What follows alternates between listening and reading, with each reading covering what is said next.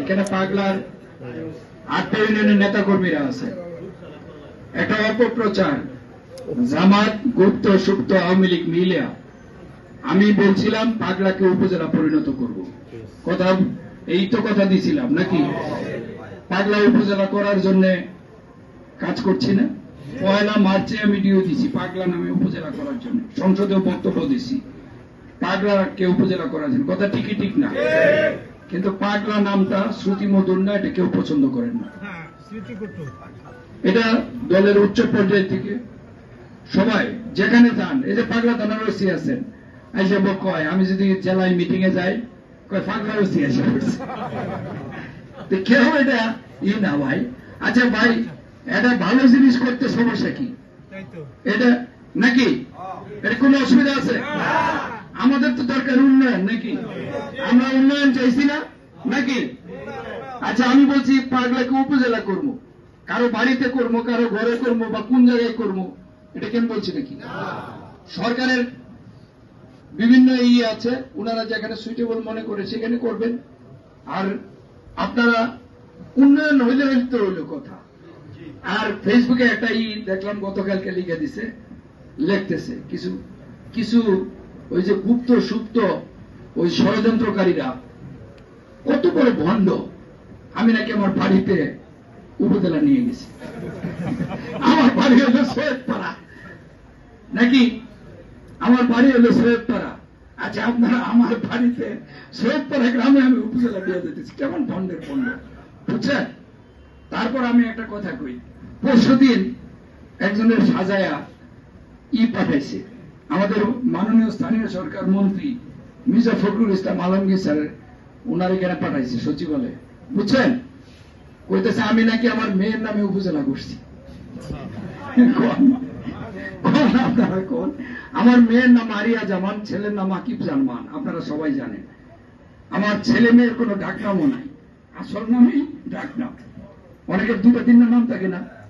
ওই যে মানে কত ভণ্ড এরা, কিরকম ভণ্ড, মিথ্যাবাদী, প্রতারক।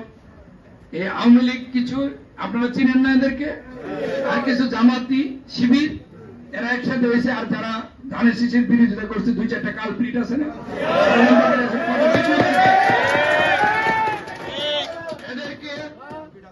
এদেরকে আপনারা সামাজিক যোগাযোগ মাধ্যমের পাশাপাশি আপনারা এদেরকে ভদ্রভাবে জবাব দিবেন, বয়কট করবেন, ঠিক আছে? উন্নয়ন বাধাগ্রস্ত করতে চায়। আমার গ্রাম হলো সৈয়দপাড়া, আমার গ্রামে নাকি উপজেলা নিয়ে যেতেছি, আবার কইতেছে নয়াবাড়ি উপজেলা নিতেছে। আমি এখানে আপনাকে ভাবে বলতে চাই, উপজেলা দত্তের বাজার ইউনিয়নই হবে।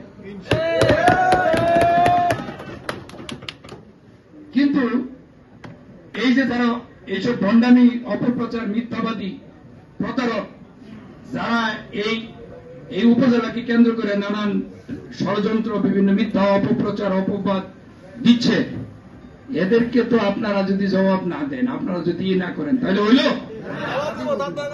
আমি বাচ্চু আল্লাহ রাব্বুল আলামিনকে সাক্ষী রেখে বলি, অনেক সময় দুপুরবেলা খায়ও না, সকালে বেরোই, সচিবালয় মন্ত্রীদের এখানে দৌড়াই, মাঝে মধ্যে মাননীয় প্রধানমন্ত্রীর কাছে যাই, গিয়ে আমার এলাকার উন্নয়নের জন্য সবচেয়ে বেশি ফাইট করে, যুদ্ধ করি মন্ত্রীদের সাথে। আমার অন্য অন্য এমপিরা কয়, এই বাচ্চু একটু একটু করো না ভাই, এত মানে আমি এত চাপ। আমি বললাম যে ভাই আপনার সমস্যা আমার সমস্যা একরকম না। আমি এখানে 47 বছর পর এমপি হয়েছি, অন্যান্য এলাকায় একবার আওয়ামী লীগ হয়েছে, একবার বিএনপি হয়েছে, ওএনের কাজ হয়েছে, আমার এখানে হয় নাই। আমার কাছে আমার কান্দে 500 মুন্না বোঝা, আমার কান্দে 500 মুন্না বোঝা, যেদিকে যায়, যে রাস্তায় যায়, কোন রাস্তা কি ভালো নাকি ভাই? হাঁটা যায়? এই যে আমি গত শনিবারে, শুক্রবার শনিবার সকালবেলা বেরোইছি, রাত্রের এই যে চোরালগে গেছি, রাতের 10টা-11টার সময় গেছি, তারপর যশোরে গেছি, তারপর মশাখালী, সকালে বেরোইছি। আমার এই যে গাম, সকালের গাম রাত্রে 3টা পর্যন্ত শরীরে শুকাইছি, 3টার পরে গোসল করে পরে রাত্রে খাইছি।